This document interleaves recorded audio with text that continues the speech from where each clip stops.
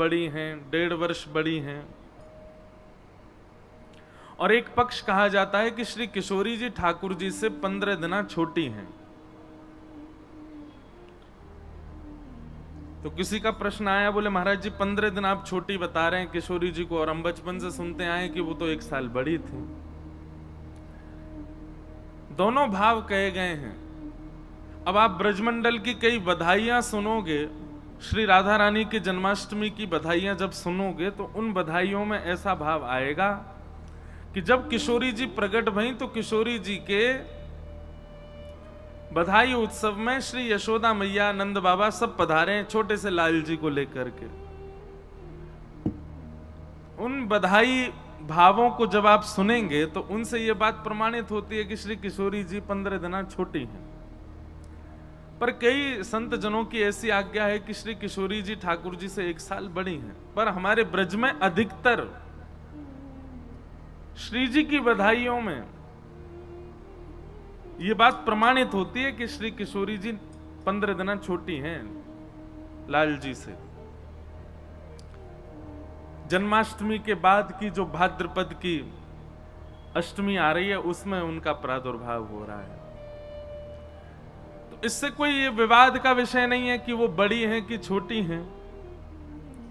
कई बार कई जगह शास्त्र प्रमाण भी हैं कि वे ठाकुर जी से बड़ी हैं। अब जब बधाई सुनो तो वहां पे तो वो कथा में भी मैंने ऐसा भाव बताया है।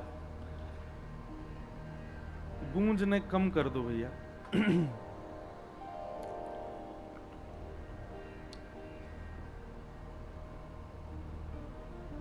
किशोरी जी के प्रादुर्भाव में जब दही काना हो रहा था तो श्री हमारे ब्रजभानु जी कहने लगे, बोले कि भैया पहले नंद बाबा को बुलाओ, नंद बाबा आएंगे तभी उत्सव प्रारंभ होगा, और नंद बाबा से कहो अपने नवजात लाला को लेके आवे, अभी जो उनके लाला भय हैं उनको लेके आवे। उन कथाओं से ये प्रमाणित हो जाता है कि फिर ठाकुर जी को जन्म है चुको है पहले। और 15 दिन के ठाकुर जी को लेकर के यशोदा मैया आई हैं और आकर के श्री किशोरी जी के बगल में ही पौड़ा दिए हैं ठाकुर जी पलना में। तो ऐसे भाव हैं। अब कल्प भेद के भाव से भी कई कथाओं में कई ऊपर नीचे भाव आते हैं, पर इसका कोई ऐसा मन में लेने वाली या कोई इसमें अपराध जन्य कोई बात नहीं है। ब्रज के भाव ऐसे हैं कि ठाकुर जी कभी मथुरा गए ही नहीं, ठाकुर जी ने कभी कंस को मारवे के आज गए नहीं, ठाकुर जी ने अपनी शक्तियों से ही ठाकुर जी ने सब दैत्यों का वध किया आगे के लिए। श्री नंद नंदन कृष्ण तो सदा वृंदावन में ही रहते हैं। तो भाव पक्ष जब आ जाता है तो भाव पक्ष में प्रमाण की आवश्यकता नहीं होती। अभी अंतिम दिन कथा होगी तो हम राधाष्टमी की कई बधाई गाएंगे। उन बधाइयों में ये बात प्रमाणित हो जाएगी कि श्री ठाकुर जी को लेकर के यशोदा मैया आई हैं किशोरी जी की जन्म उत्सव में। तो ये इनका भाव था। दूसरा किसी का प्रश्न है,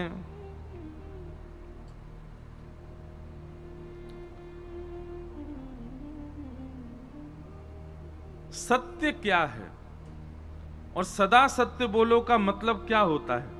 दैनिक दिनचर्या में सत्य कैसे बोले जाते हैं? जय जय श्री राधे। सत्य सबसे बड़ी बात जो आपको अपने लिए स्वीकार है, जो आप अपने लिए चाहते हो, वह सब सत्य आप दूसरों के प्रति भी प्रकट करो। उसमें किंचित भी यह भावना नहीं रहे कि मेरे लिए तो सब सत्य सत्य रहे, पर दूसरे के प्रति जब आप बोलने पर आओ या कुछ प्रकट करने पर आओ तो आपके भाव बिल्कुल ही अलग हों। जो आप अपने लिए चाहते हैं वही व्यवहार, वही भाव, वही प्रस्तुति दूसरों के लिए रखो। और रही बात भैया, सत्य भगवान का स्वरूप है। ठाकुर जी की कही गई वाणियों को मानना ही एक प्रकार का सत्य का आचरण है। ठाकुर जी ने भगवत गीता में ऐसा कहा, श्रीमद् भागवत में ऐसा कहा, जो जो ठाकुर जी ने कहा उन सब का पालन जीवन में करना, इसी को ही सत्य का आचरण कहते हैं। कई बार सब जगह सत्य नहीं बोला जाता है। विवेक युक्त होकर के कहां ठीक से बोलना है, कभी कभी कहीं कहीं नहीं भी बोला जाता। अब बच्चा जिद करे, अब उसको कुछ चीज चाहिए, तो वहां माता पिता झूठ भी बोलते हैं, तो वो झूठ कोई अपराध नहीं होता। सत्य का आचरण केवल इतना मानिए कि ठाकुर जी जो जो आज्ञा कर रहे हैं उन सब आज्ञाओं को अपने जीवन में पालन करो, और सब ना कर सको तो थोड़ी थोड़ी करना प्रारंभ करो। हम मानव हैं, हम लोग पूर्ण रूपेण परफेक्ट कभी नहीं हो सकते, ये बात लिख लीजिए। चाहे मैं व्यास मंच पर बैठा हूं, चाहे आप नीचे बैठे हैं, हम और आप में कोई भी 100% परफेक्ट नहीं हो सकता। बहुत ध्यान से सुनिएगा, श्रीमद् भागवत में ही वर्णन है। हमारी पाप की मात्रा ज्यादा होती है तो हम नरक में जाते हैं, हमारे पुण्य की भावना ज्यादा होती है तो हम स्वर्ग में जाते हैं, और पाप और पुण्य दोनों बराबर होते हैं तब पृथ्वी पर आते हैं। इसका मतलब क्या है? संसार में हर व्यक्ति दोष से युक्त है, हर व्यक्ति के अंदर कोई ना कोई कमी है।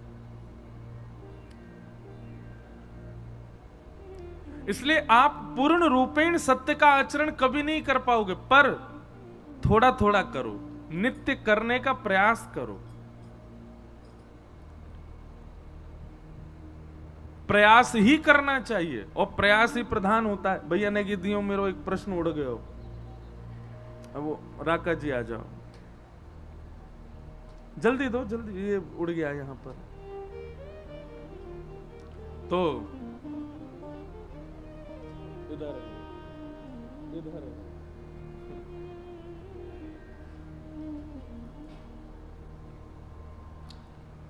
हम एक बात कहते हैं कि आप रोज कथा सुनते हैं, कोई भी एक आज्ञा व्यासपीठ की, सारी आज्ञाएं नहीं, हजारों लोग बैठे हैं यहां पर और यहां से हजारों बातें कही जाती हैं, कोई कोई एक एक आज्ञा का पालन भी नित्य करना प्रारंभ कर दे तो भी सत्य आचरण माना जाएगा।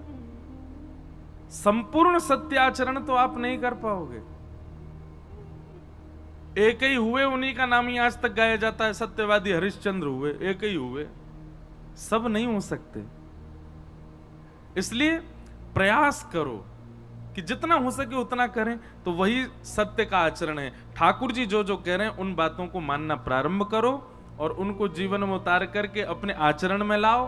भले ही 1 लाओ, 2 लाओ, 3 लाओ, पर लाओ, बिल्कुल भी ना लाना। ठाकुर जी की कोई आज्ञा है, कथाओं में गुरुजनों की और माता पिता की कोई आज्ञा हो जाए, शास्त्र सम्मत कोई बात पता चल जाए, फिर भी उसका आचरण ना करना, प्रयास भी ना करना, यही असत्य आचरण है। कम से कम प्रयास तो करो।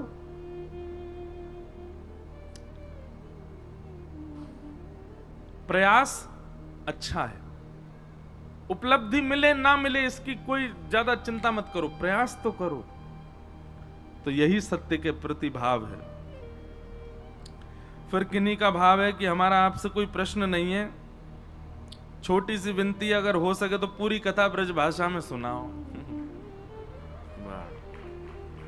देखो एक बात कहें, जी ज्ञान वैराग्य की बातन को अगर मैं ब्रज भाषा में करूंगा ना तो फिर ज्यादा समझ में नहीं आएंगे, आ तो जाएंगी, खैर ब्रजवासी हैं सब, पर ठाकुर जी की लीला ब्रज भाषा में कहवे में ज्यादा सुख मिले। ज्ञान वैराग्य की बातन को तो यूं लगे ये ब्रजते बाहर ही रहें तो ठीक है, हिंदी में ही चलें, लेकिन फिर भी हम प्रयास करेंगे जितना हो सके को ब्रज भाषा ही बोलें। फिर किन्हीं का प्रश्न है कि महाराज जी अगर कोई व्यक्ति मांस का सेवन करता है, मांस का सेवन करते हुए कृष्ण भक्ति कर सकता है, मांस मीट खाने की आदि हो, क्या पहले मीट छोड़ना पड़ेगा? तभी निश्चित छोड़ना पड़ेगा। हमारे मंदिरों में इतना विचार किया जाता है कि ठाकुर जी के कई मंदिरों में सेवा में टमाटर का भी भोग नहीं लगता। क्यों? क्योंकि उसका स्वरूप अच्छा नहीं है।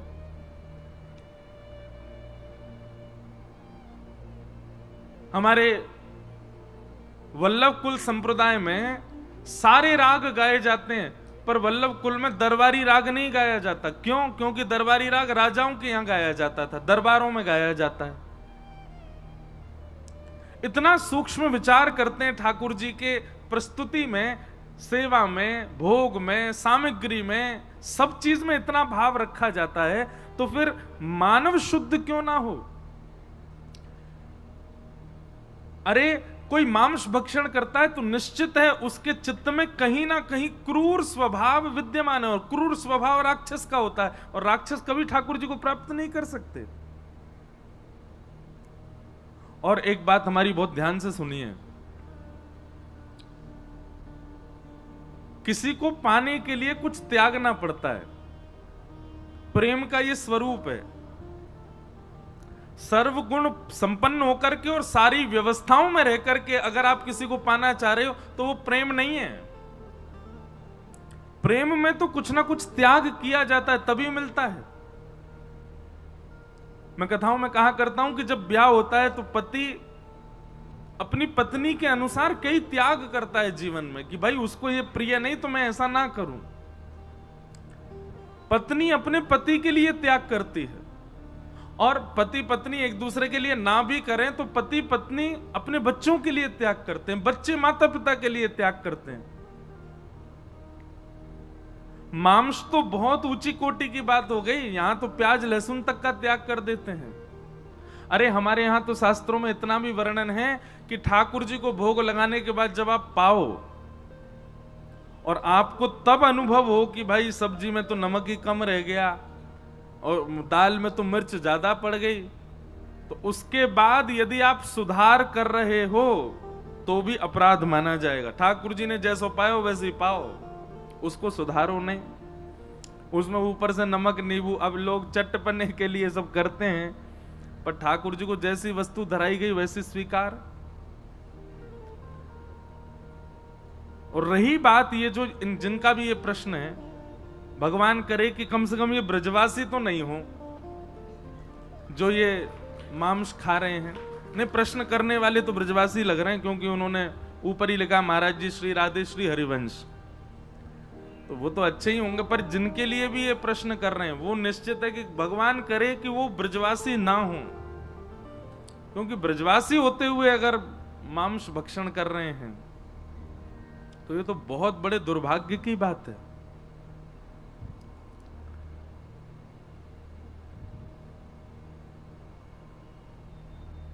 जो व्यक्ति जमीन पर पड़ा है ना, वो कितनी भी करवटें ले ले गिरेगा नहीं, क्योंकि पहले ही गिरा पड़ा है। पर जो बिस्तर पर सोया होता है वो करवट ले तो नीचे गिर जाता है। हम सब ब्रजवासी हैं, हमारो जन्म ब्रज में भयो, मतलब पहले ही हमको बिस्तर मिल गयो है। अब अगर हम कोई अपराध करेंगे तो ऐसे गिरेंगे, चोट और लगेगी। बाहर का व्यक्ति कुछ भी करे उसको इतने अपराध नहीं लगेंगे, पर हम अगर कोई चूक करते हैं ना तो हमको अपराध निश्चित है, लगेगा ही लगेगा। और तीसरी बात, मांस भक्षण करने वाला व्यक्ति निश्चित रूप से तामसी स्वभाव का होगा ही होगा। उसके बौद्धिक विचार, उसके मानसिक विचार, अरे जो इतना नहीं कर पा रहा कि मैं किसी जीव को नहीं खाऊं, जीव के प्रति दया का भाव नहीं, वो ठाकुर जी की सेवा कैसे कर सकता है? मांस भक्षण करने वाला व्यक्ति ठाकुर जी की आराधना केवल अपने सुख के लिए करता होगा, संपत्ति के लिए करता होगा, अपनी कोई चाह के लिए करता होगा। स्वच्छंद प्रेम लक्षणा भक्ति का स्वरूप मांस भक्षी जीव कर ही नहीं सकता। कितना सुख लग रहा है कूलर बंद हो गए तो, ऐसा लग रहा हो कि बंद ही रहे। आवाज कम, यहां वाले इनको तो चल लो अभी,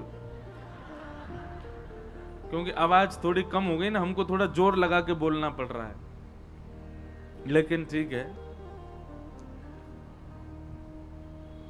तो मांस भक्षण के बाद आप ठाकुर जी की सेवा आराधना नहीं कर सकते। अच्छा एक बात और है, हम ऐसा कहते हैं कथा में अगर लाइट चली जाए तो समझ जाओ कि ठाकुर जी आए हैं। क्यों? ठाकुर जी को तेज इतनो है कि ठाकुर जी के तेज को ये सहन नहीं कर पाए, हमारे बंद है गए। तो कहीं ना कुछ ठाकुर जी नहीं तो कोई सखी आई होंगी, कोई वृंदावन के कोई आचार्य आए होंगे, कोई तो आए हैं, तभी ये जो फ्लक्चुएशन हो, कभी लाइट कट जाए, कभी कुछ हो जाए। तो हम तो कथा में यही मानते हैं कि ठाकुर जी कोई निधि आई कथा में। तो मांस भक्षण करने वाला व्यक्ति, और उसमें भी आपने कहा कृष्ण भक्ति तो बिल्कुल ही नहीं कर पाएगा। वो पूजा कर सकता है, भक्ति नहीं कर पाएगा। उसका स्वभाव, उसका स्वरूप, और ऐसी कैसी कृष्ण भक्ति कर रहा है कि कृष्ण भक्ति करने के बाद भी उसके चित्त से मांस सेवन की इच्छा ना नष्ट हो। अरे महाराज, कृष्ण भक्ति तो ऐसी है कि वो पहनना ओढ़ना भी छुड़वा देती है।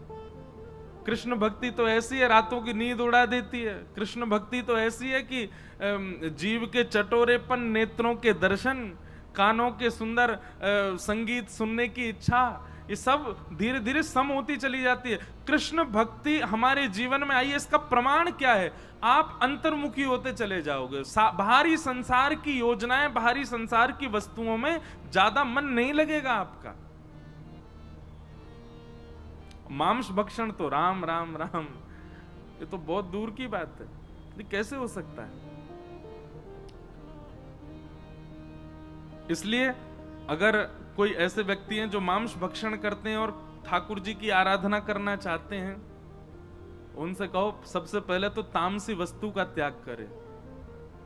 ठाकुर जी को स्वीकार नहीं है। अब कथाएं भी आती हैं, कई सदन कसाई की कथा आती है।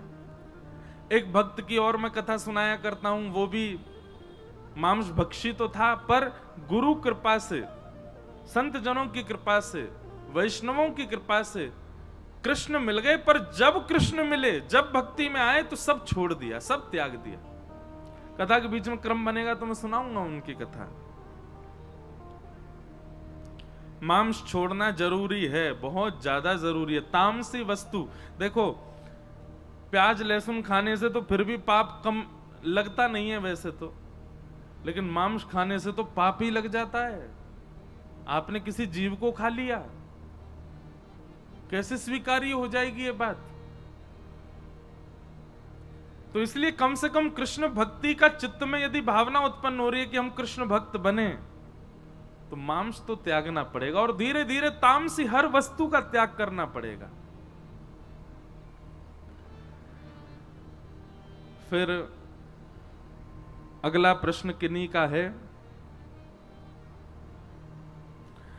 कल आपने कथा में कहा था कि भागवत जी का अशुद्ध उच्चारण ठाकुर जी को कष्ट देता है। तो हमको संस्कृत नहीं आती तो हम क्या भागवत जी नहीं पढ़ सकते? तत्शृण्वन प्रपठन विचारण परो भक्त्या विमुच्चेन नरः। बहुत ध्यान से सुनिएगा। जिनको संस्कृत का बोध नहीं है उनके लिए कथा में दो आज्ञा, सुनो, तीन आज्ञा, सुनो, विचार करो, और हिंदी अनुवादित जो भागवत जी हैं जिसमें हिंदी अर्थ है उसको पढ़ो। उसको आप पढ़ सकते हैं, पर संस्कृत श्लोक का उच्चारण करो तो फिर तो गुरुमुख होकर के, गुरुजनों से आज्ञा लेकर के शुद्ध ही करो।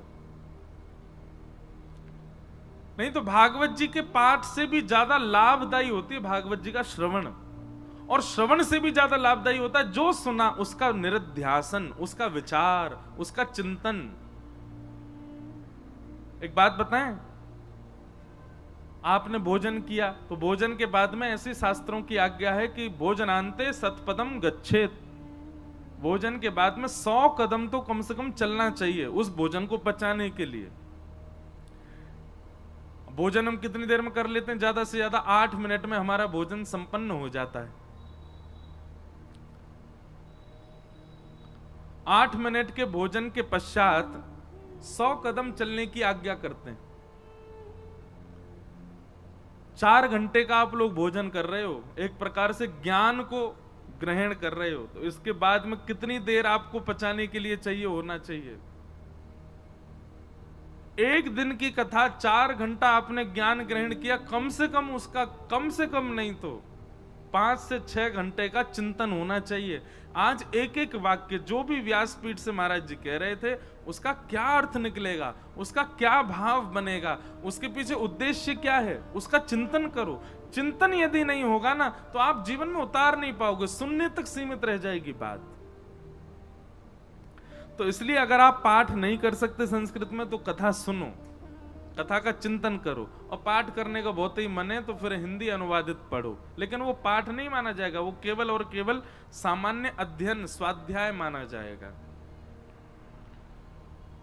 फिर आपने दूसरा प्रश्न किया कि आत्म राम जी ने भागवत का अध्ययन प्रथम स्कंद के बजाय दसम स्कंद से क्यों? आत्म राम जी नहीं है, वो आत्मदेव जी हैं।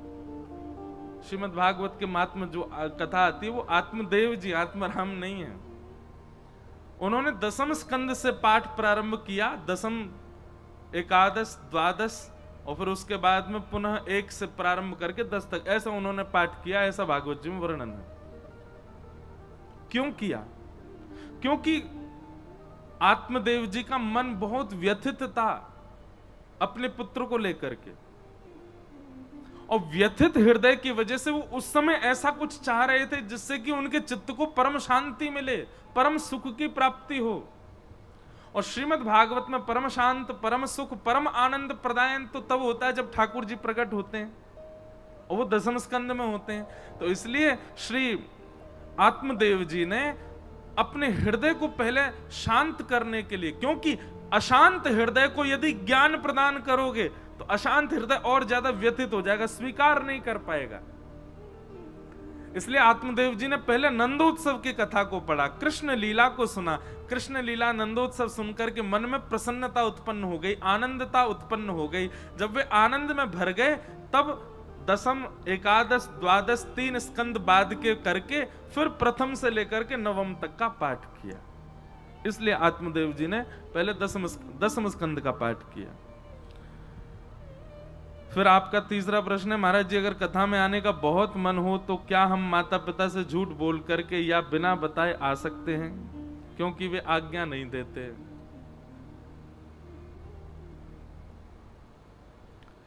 झूठ बोल करके पीने जाओ, उससे अच्छा तो झूठ बोल के कथा सुनने आ जाओ। झूठ बोल करके खाने जाओ, झूठ बोल करके डोलवे जाओ, उससे अच्छा तो कथा में आ जाओ। अच्छा एक बात बताएं, भक्त को कैसा होना चाहिए? जैसा एक व्यसनी व्यक्ति व्यसन के लिए होता है ना, ऐसा ही भक्त को ठाकुर जी के लिए होना चाहिए। व्यसनी व्यक्ति केवल बहाने ढूंढता है व्यसन भोगने के। किसी को पीने में बहुत सुख मिलता है तो वो बस बहाने ही ढूंढेगा कि कैसे भी पीऊं, दुखी हूं तो पीऊं, सुखी हूं तो पीऊं, शादी है तो पीऊं, बेचारा एक मित्र बेचारा पधार गया तो पीऊं, हार गया तो पीऊं, जीत गया तो पीऊं। ऐसे ही मानव को भी होना चाहिए, व्यसन की तरह भक्ति करे, चाहे कुछ हो जाए, कैसे भी भक्ति करें, लेकिन प्रयास करो। धीरे धीरे माता पिता रीझें, अरे कुछ गलत थोड़ी कर रहे हो आप। लेकिन आजकल मैं तो इतने युवा बालकों से मिलता हूं, मुझे इतनी चिंता होती है कभी कभी कि भैया हमारी कथा से इतने सारे युवा भक्ति मार्ग में आ तो रहे, पर अब माता पिता बड़े चिंतित हैं उनके। कई जगह जाता हूं, लगभग हर कथा में एक माता पिता की शिकायत होती, महाराज जी आप थोड़ी कथा ना ज्यादा भक्ति भाव वाली मत किया करो, क्यों हमारे बच्चे ऐसे हो गए, पूर्ण भक्त हो गए, और इनसे कहो ये ज्यादा ही भक्ति में आ गए। मैंने कहा अरे शुक्र मनाओ, पी करके कहीं पड़े तो नहीं है, शुक्र मनाओ, कुछ गलत खाते तो नहीं है, गलत व्यवहार तो नहीं करते, किसी के साथ छल तो नहीं कर रहे, कपट तो नहीं कर रहे, किसी का बुरा तो नहीं कर रहे, किसी के हक का खा तो नहीं रहे, किसी से झूठ तो नहीं बोल रहे, किसी के हृदय के साथ में खिलवाड़ तो नहीं कर रहे। जिन चीजों से मानव को चिंता होनी चाहिए उसकी चिंता तो नहीं है। इस बात की चिंता है कि ये भक्त हो गए, अब कैसे होगा।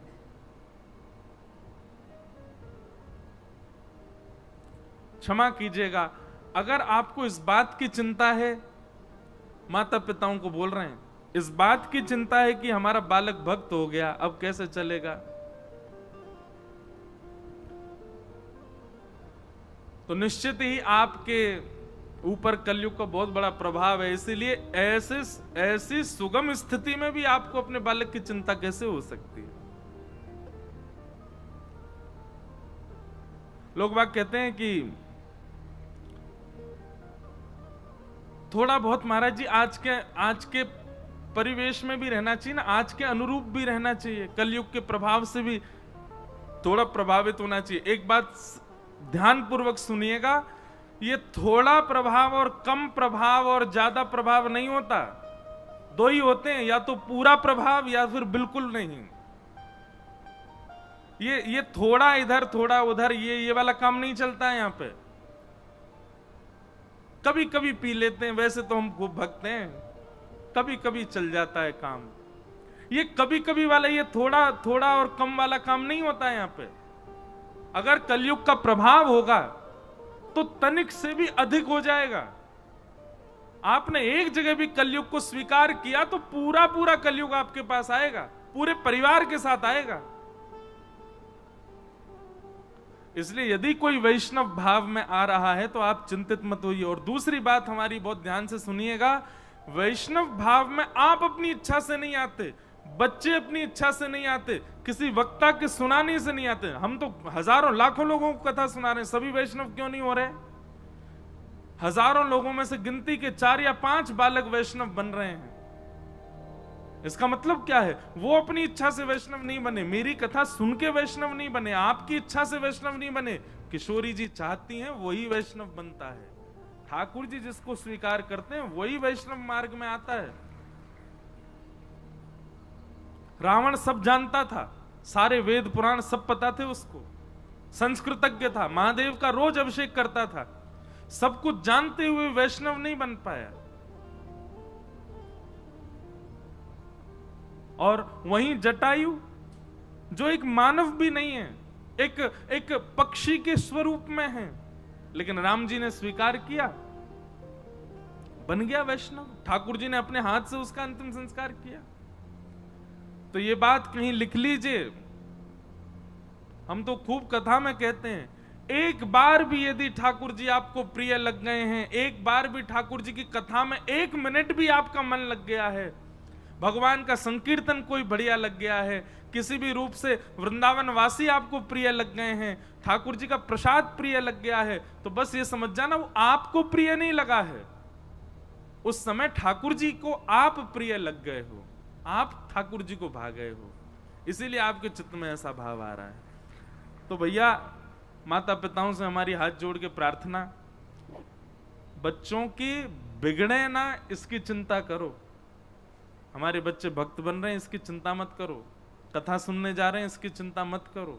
हाँ, बच्चों से भी हमारी प्रार्थना कि कहीं एग्जाम से बचने के लिए कथा में आ रहे हो, अपनी पढ़ाई लिखाई कर्मों से बचने के लिए आ रहे हो, तो भैया नेक थोड़ा सा अपराध है, इसका कोई पाप नहीं लगेगा, लेकिन पहले अपना वो क्रिया जो है उसको पहले पूरी कर लो।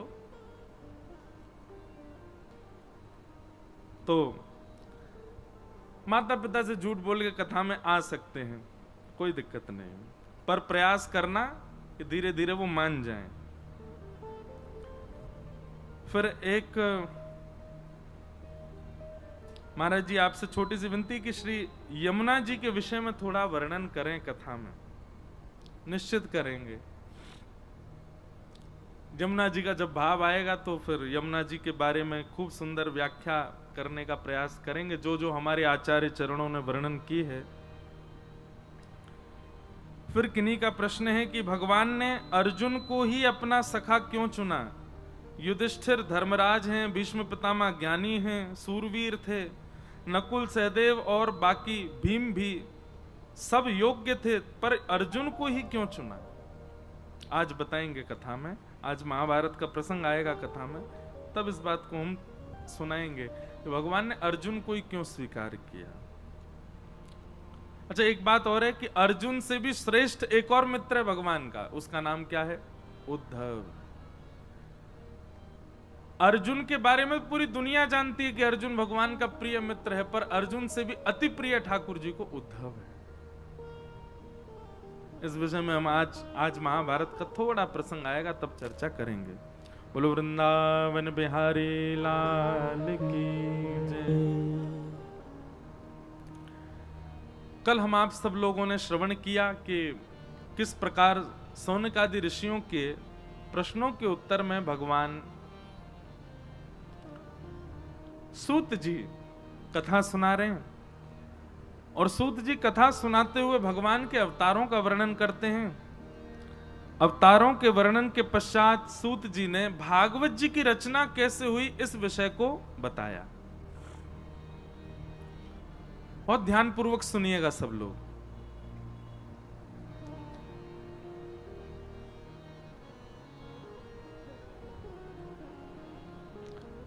वेदव्यास जी महाराज ने अनेक पुराण लिखे, 4 वेद लिखे, महाभारत जैसा इतिहास लिखा, लेकिन यह सब लिखने के पीछे एक ही उद्देश्य था, मेरा और आप सबका कल्याण। लेकिन इतना लिखने के बाद भी वेदव्यास जी के चित्त को प्रसन्नता नहीं थी कि मैंने जो लिखा है वो उचित है। तब वेदव्यास जी महाराज विचार करने लगे, मैं क्या लिखूं, ऐसा क्या वर्णन करूं जिससे मेरे मन में ऐसी भावना आए कि हां, इससे मानव कल्याण होगा। जैसे गोस्वामी तुलसीदास जी महाराज मानस में लिखते हैं, मैंने मानस जी की रचना किस लिए की? बोले स्वांतः सुखाय तुलसी रघुनाथ गाथा, अपने सुख के लिए।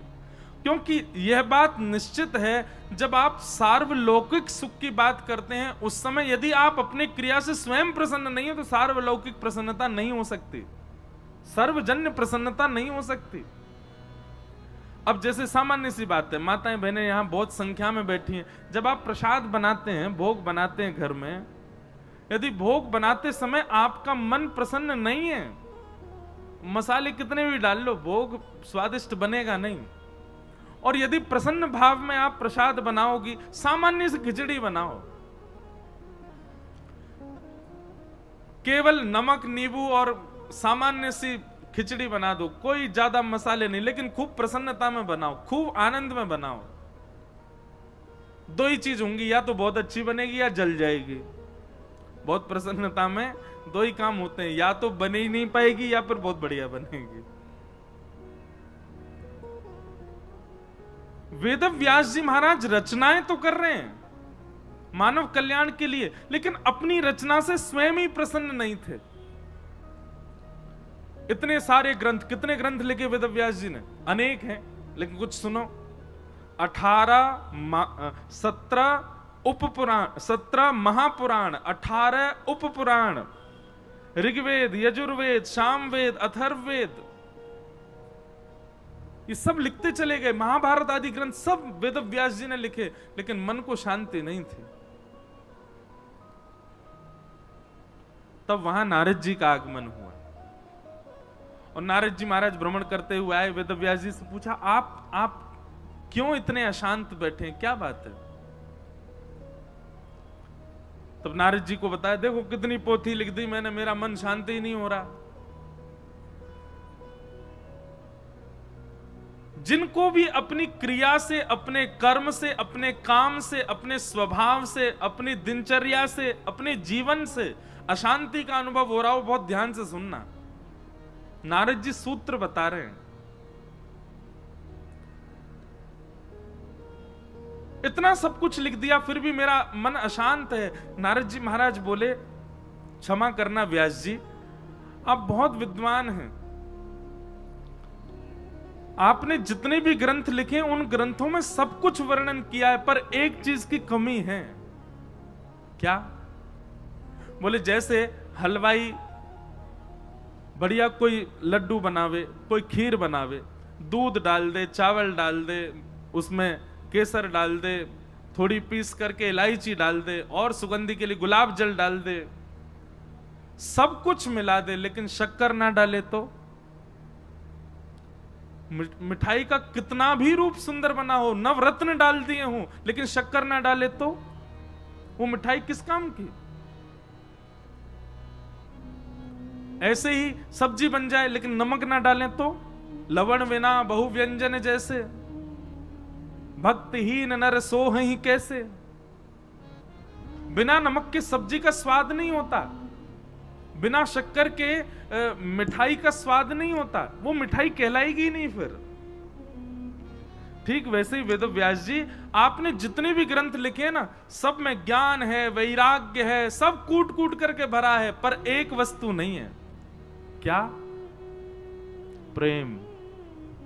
आपने प्रेम का वर्णन नहीं किया, क्योंकि आपके ग्रंथों को जब हम पढ़ते, बहुत ध्यान से सुनिएगा सब लोग, इधर देखो, नारद जी महाराज कह रहे हैं आपके ग्रंथों को पढ़ने के बाद, आपके द्वारा लिखे गए भावों को सुनने के बाद भगवान के प्रति श्रद्धा होती है, भगवान के प्रति विश्वास होता है, भगवान की पूजा का मन होता है, आराधना का मन होता है, व्रत का मन होता है।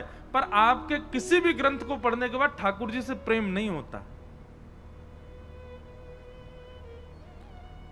वो भगवान लगते हैं, वो परमात्मा लगते हैं, वो अपने नहीं लगते किसी भी ग्रंथ को देखने के बाद में। इसलिए प्रेम को प्रकट नहीं किया, आपका मन इसीलिए अशांत है।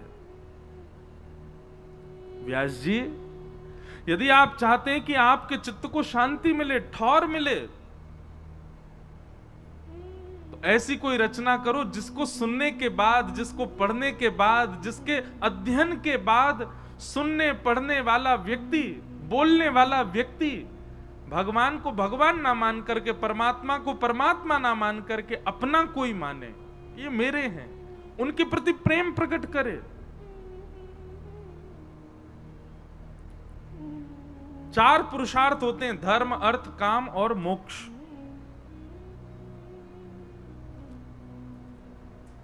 ये चार पुरुषार्थों में रहने वाला व्यक्ति इन चारों में ही लिप्त रहता है। धर्म कैसे करें, अर्थ कैसे कमावें, कामनाओं की पूर्ति कैसे करें, और मरने के बाद मोक्ष कैसे प्राप्त करें। बहुत ध्यान से सुनियो। परंतु वेदव्यास जी, पंचम पुरुषार्थ का नाम है प्रेम। और जब व्यक्ति पंचम पुरुषार्थ के अधीन हो जाता है ना, तो ये चारों पुरुषार्थ उसके समाप्त हो जाते हैं, चारों पुरुषार्थ उसके वहीं विश्राम ले लेते हैं। प्रेम का आदि हो गया, फिर उसको किसी और वस्तु की चिंता नहीं है।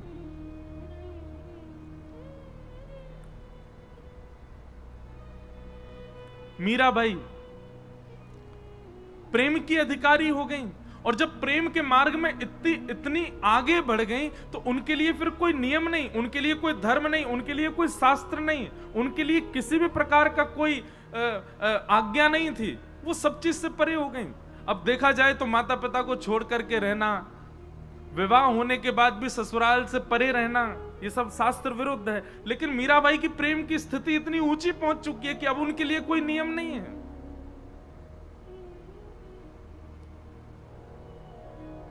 कभी कभी मैं अपनी कथा में सुनाया करता हूं, मीराबाई जैसी एक भक्ता और हुई, करमेती बाई। करमेती बाई तो उसी दिन घर छोड़ के चली गई जिस दिन बारात आ गई थी सामने, दुल्हा चढ़ के आया घोड़ी पे। और जब उन्होंने अपने कक्ष में से अपने होने वाले पति को देखा, तो मन में विचार करने वाली, कृष्ण प्रेम दूर दूर तक नहीं है इसके जीवन में, मैं कैसे रहूंगी। उसी समय घर परिवार छोड़ करके चली गई। अब देखा जाए तो शास्त्र की माने तो यह महा अपराध था, ये जघन्य पाप है। माता पिता को पीड़ा दे करके गई, पूरे परिवार में, अरे पूरे समाज में माता पिता की क्या इज्जत रह गई। लेकिन करमेती बाई जब वृंदावन पहुंची तो स्थिति इतनी ऊंची थी करमेती बाई की, कि करमेती बाई के प्रसंग में एक भाव आता है कि जब उनको ढूंढने के लिए लोग लगाए गए, तो उनसे छिपने के लिए, बचने के लिए करमेती बाई ने सोचा किसी वृक्ष पर चढ़ जाऊंगी तो भी ढूंढ लेंगे, कहीं पहाड़ों के पीछे जाऊंगी तो भी कहीं ना कहीं से खोज तो लेंगे, ऐसी कोई जगह जाऊं जहां कोई मुझे ना ढूंढे। दौड़ते दौड़ते उनको तभी दिखाई दिया एक मरा हुआ 3 दिन पुराना ऊंट। और ऊंट का शरीर खूब विशाल होता है, पेट भी खूब उसका 3 दिन से मरा हुआ था, तो और ज्यादा फूल गया था उसका शरीर। आप विश्वास मानेंगे, करमेती बाई उस ऊंट के कंकाल के भीतर 3 दिन तक छुपी रही। और जब करमेती बाई वृंदावन आई ना, तो वृंदावन में जब उनकी थोड़ी ख्याति सी हो गई कि बहुत बड़ी भक्त हैं, तो संतों ने जाकर के करमेती बाई से पूछा, हमने सुना कि आप ऊंट के भीतर छुपके रही थी। बोले हाँ। आपको दुर्गंध नहीं आई? अरे कोई जीव छोटा सा भी मर जाए, उसकी दुर्गंध के कारण उस मार्ग से नहीं निकला जा सकता। आप एक मरे हुए ऊंट के भीतर 3 दिन तक कैसे रही? आपको दुर्गंध नहीं आई?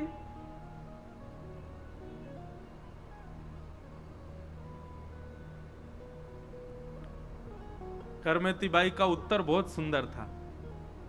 करमेती बाई कहती हैं, वो तो केवल एक जीव के हाड मांस के गल जाने पर सड़ जाने की दुर्गंध थी, उससे कई गुना ज्यादा दुर्गंध तो संसार के विषय में है। जिस दिन संसार के विषय में दुर्गंध आने लग गई ना, उस दिन ये सामान्य से दुर्गंध नहीं लगेंगी।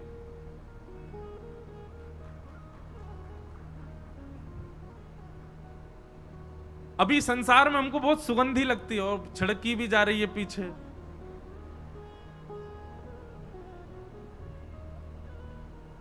संसार के विषय बहुत अच्छे लगते हैं। पहले शादी बढ़िया लगती है, करनी है, पत्नी बढ़िया लगती है। पहले महाराज ब्याह से पहले ऐसी लगे लक्ष्मी, और पति ऐसा लगे साक्षात नारायण। मेरी हुई नहीं है, आप सबको ज्यादा पता होगा, मैं तो केवल देख देख करके बता रहा हूं। लेकिन ब्याह जावे के बाद मैं कभी कभी बहुत एज्यूम करता हूं कि अब ये पहले तो भाई एक दूसरे को देखवे के काजे दिन रात को भी भान नहीं कर रहे हैं, रात में ही भागे जा रहे हैं, कभी भी मिल रहे हैं, बस एक झलक दिख जाए महाराज। जैसे भक्त तड़पे ठाकुर जी को देखवे को, ऐसे प्रियतम तड़पे अपनी प्रियतमा को देखवे को। लेकिन 2 साल बाद 3 साल बाद हो क्या जाता है, फिर वही लक्ष्मी जो थी वही पूतना जैसी दिखने लगे वाकू। नहीं, वो नहीं दिखती है, वो पति को ज्यादा सुहाती नहीं, फिर और पत्नी को भी पति ज्यादा सुहाता नहीं, वो भी उसको समझ। क्यों? प्रारंभ में संसार की हर विषय वस्तु अच्छी लगती है। बालक हो जाए, बालक हो जाए, बालक हो जाए, एक संतान हो जाए, महाराज दर दर भटकते हैं लोग जिनके संतान नहीं है। और वही संतान आकर के जब नाक में दम कर देती है, फिर दर दर ढूंढते हैं कि ये सुधर जाए कैसे भी, इसकी बुद्धि सुधरे, इसका स्वभाव। महाराज जी का आशीर्वाद ले, गुरु जी का आशीर्वाद, गुरु जी इसको कुछ बताओ, ये बिल्कुल नहीं मानता, हमारी ऐसा हो गया। काहे को रो रहे थे पहले कि हो जाए? संसार की हर विषय वस्तु। अच्छा चलो ये तो रहे संबंधों की बात। रसगुल्ला बढ़िया लगता है, राजभोग बढ़िया लगता है, रबड़ी बढ़िया लगती है, सब मात्रा में बढ़िया लगते हैं। उस मात्रा से अधिक सेवन करते ही उस वस्तु को देख भी लिया ना तो वमन हो जाएगा। संसार की हर वस्तु एक समय तक की बढ़िया लगती है, तो इसका मतलब क्या है? वो वस्तु बढ़िया नहीं थी। वो वस्तु का स्वरूप तो वही है कि उसको देख के आपको वमन ही होगा, वो उसको देख करके आपके मन में उससे उच्चाटन ही आना था। पर आपकी इंद्रियां इतनी बलवान थी कि प्रारंभिक सुख लेने के लिए आपको इतना तड़पा दिया, आपको इतना भगा दिया। बोले नहीं ये पाओ, इसको लेना है, ये चाहिए ही चाहिए। बड़ी बड़ी गाड़ियों का शौक रखते हैं लोग। कितने दिन का शौक रहता है? 1-1.5 महीना में वो गाड़ी प्रिय नहीं लगती, फिर और अच्छी चाहिए। दुर्गंध तो हम सबको आती है, पर भोगने के बाद आती है। पर वैष्णव भक्त जब संत आश्रित हो जाते हैं, भगवत आश्रित हो जाते हैं, उनको दुर्गंध का अनुभव पहले ही हो जाता है कि इसमें अभी बाह्य सुख लग रहा है, लेकिन कुछ दिन बाद यह है हमको सुख नहीं देगी। ऐसा नहीं है वैष्णव ये कोई विवाह का विरोध है या कोई संतान उत्पत्ति का विरोध नहीं।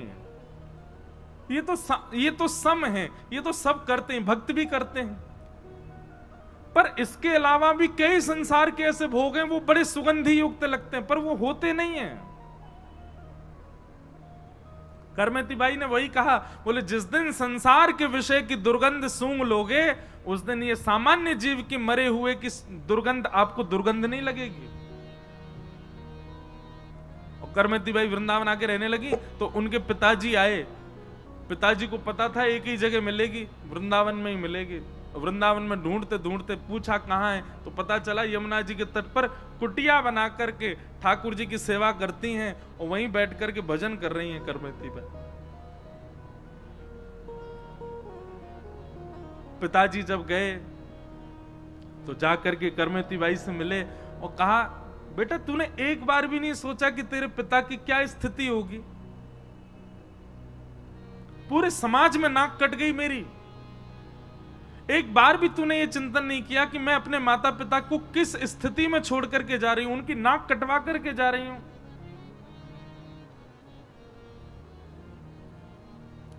करमेती बाई कहती हैं, पिताजी क्षमा करना, आपको मेरी बात बुरी लग सकती है पर मैं सत्य ही कहूंगी। नाक उनकी कटती है जिनकी होती है, और नाक उन्हीं की होती है जो कृष्ण भक्ति में आश्रित होते हैं।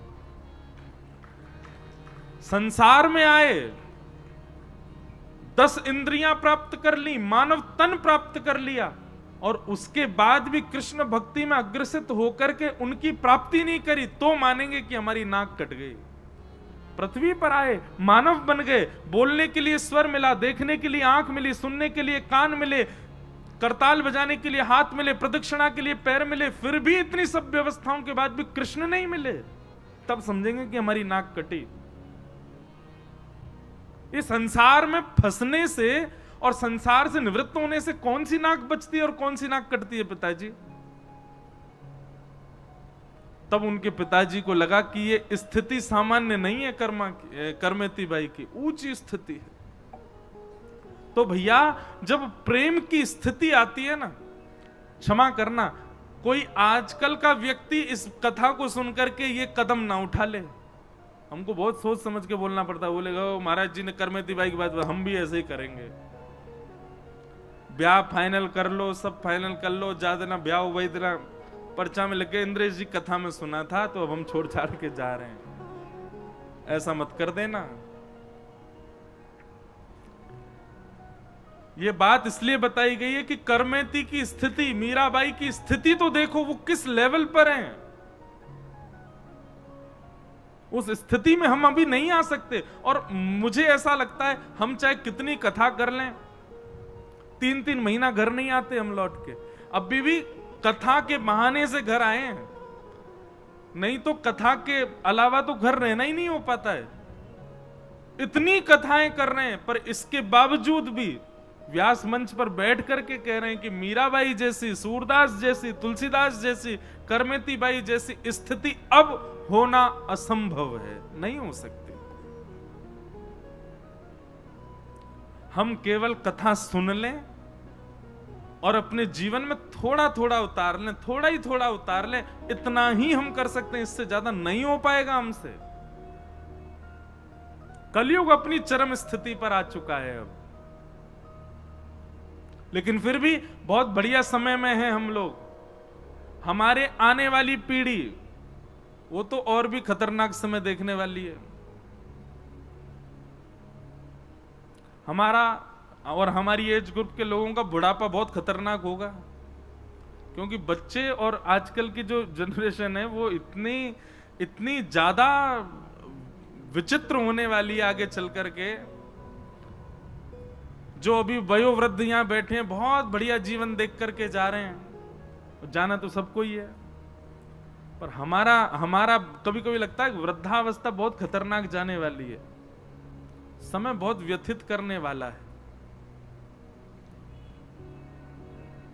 तो प्रेमी जब व्यक्ति हो जाता है तो उसके लिए कोई नियम नहीं होते। प्रेमी जब व्यक्ति हो जाता है तो उसके लिए कोई शास्त्र सम्मत बात नहीं होती, वो शास्त्रों से परे की स्थिति में हो जाता है।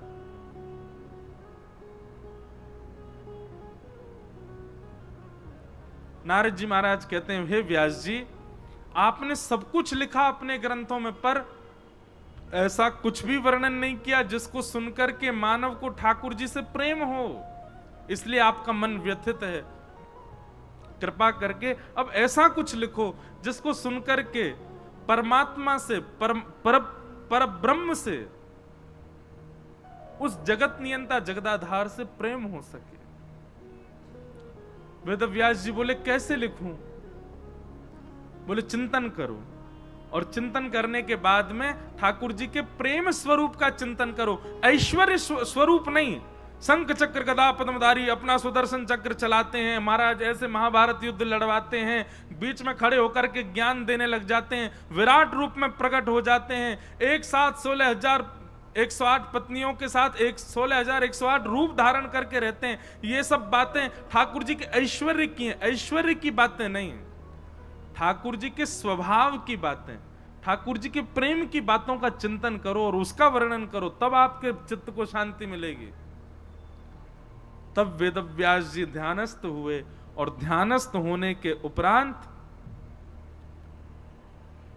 जब उन्होंने रचना की तो फिर एक दिव्य ग्रंथ हम सबको प्राप्त हुआ जिसका नाम है श्रीमद् भागवत महापुराण। बोलो भागवत महापुराण की जय। तो हम एक बात कह रहे थे, जो कोई भी व्यक्ति मानसिक पीड़ा से पीड़ित हो, अपने काम में प्रसन्न नहीं है, अपने जीवन से प्रसन्न नहीं है, तो निश्चित है कि उसके जीवन में, उसके स्वरूप में, उसके स्वभाव में प्रेम कम है। प्रेम जब आता है ना चित्त में, तो व्यक्ति को ठौर मिल जाती है, वो स्थित हो जाता है, वो स्थिर हो जाता है। और प्रेम केवल और केवल भागवत जी सिखाती हैं। भागवत जी से ही आप प्रेम सीख पाओगे। और याद रहे, ये प्रेम किसी संसार के व्यक्ति से नहीं हो सकता। मैं कहा करता हूं कथा में, प्रेम केवल और केवल ठाकुर जी से हो सकता है। संसार में तो आकर्षण होता है, संसार में तो प्यार होता है, संसार में तो वासना होती है, प्रेम नहीं होता। प्रेम तो केवल ठाकुर जी के लिए। तो जिस दिन आपके जीवन में श्री कृष्ण प्रिय रूप से आ गए, आपको सब अच्छा लगने लगेगा, सब प्रसन्न हो जाओगे, सब चीज से अच्छे हो जाओगे। बस करना क्या है? 3 काम: विश्वास, संबंध और समर्पण। ठाकुर जी पे भरोसा रखो, विश्वास करो। दूसरी बात, संबंध बनाओ। ठाकुर जी से बिना संबंध की भक्ति मत रखो, कोई भी एक संबंध रखो और उस संबंध का परिपूर्ण रूप से पालन करो। जो भी संबंध माना है ठाकुर जी से, उसका पालन करो। पुत्र मानो, भाई मानो, सखा मानो।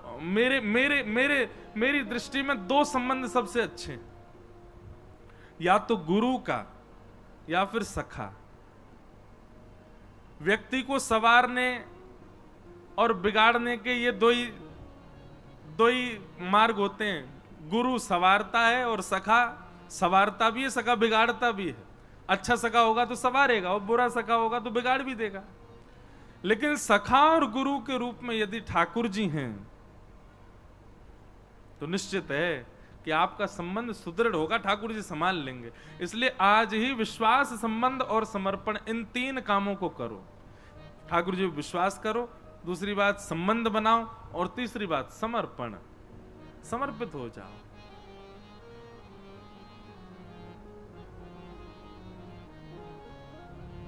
समर्पित हो जाओ।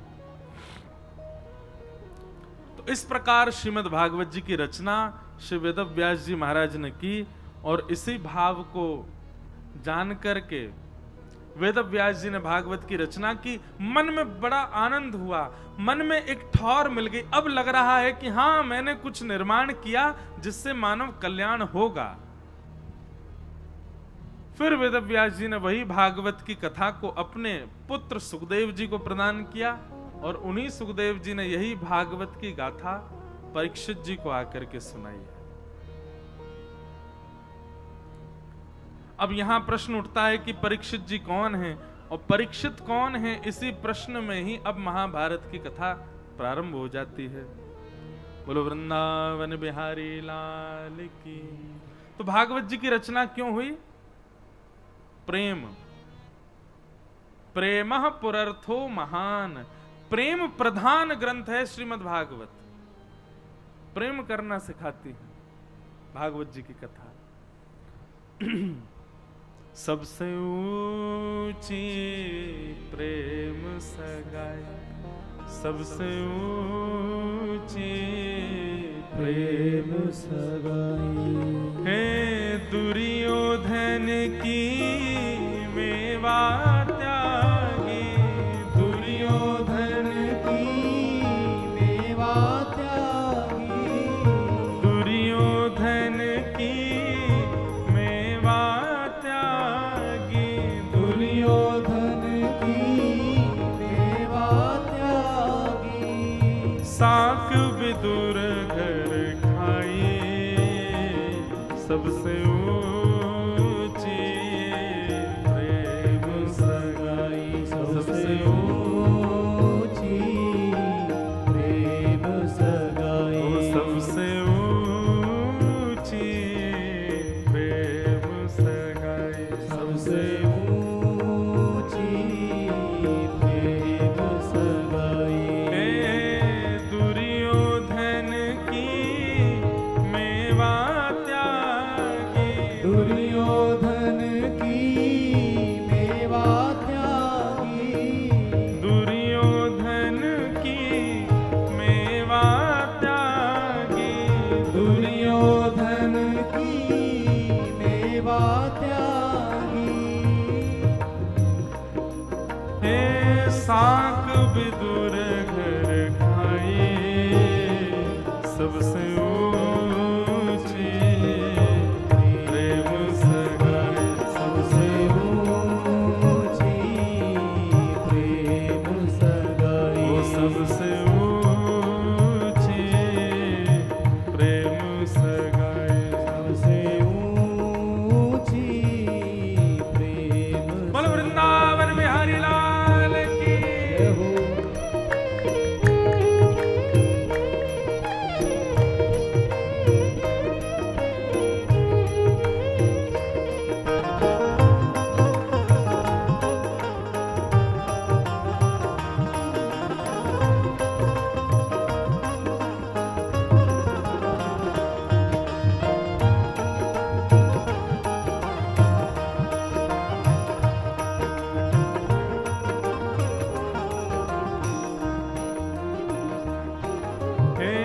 प्रेम के वश अर्जुन रथ हांक्यो, प्रेम के वश अर्जुन रथ हांक्यो, प्रेम के वश अर्जुन रथ हांक्यो, प्रेम के वश अर्जुन रथ हांक्यो, भूल गए ठकुराई, भूल गए ठकुराई, हाँ भूल गए ठकुराई, भूल गए भाव से वो सबसे ऊंची प्रेम सगाई, सबसे ऊंची प्रेम सगाई, हाँ सबसे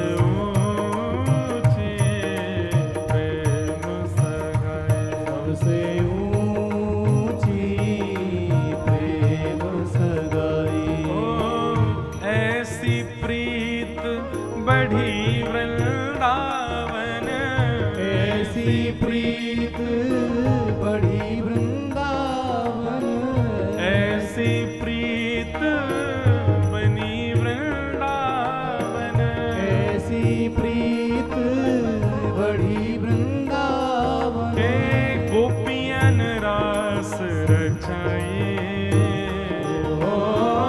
गोपियन नाच रचाई, गोपियन रास रचाई, गोपियन रास रचाई, क्यों सबसे ऊंची प्रेम सगाई, सबसे ऊंची प्रेम सगाई, सबसे ऊंची प्रेम सगाई, सबसे ऊंची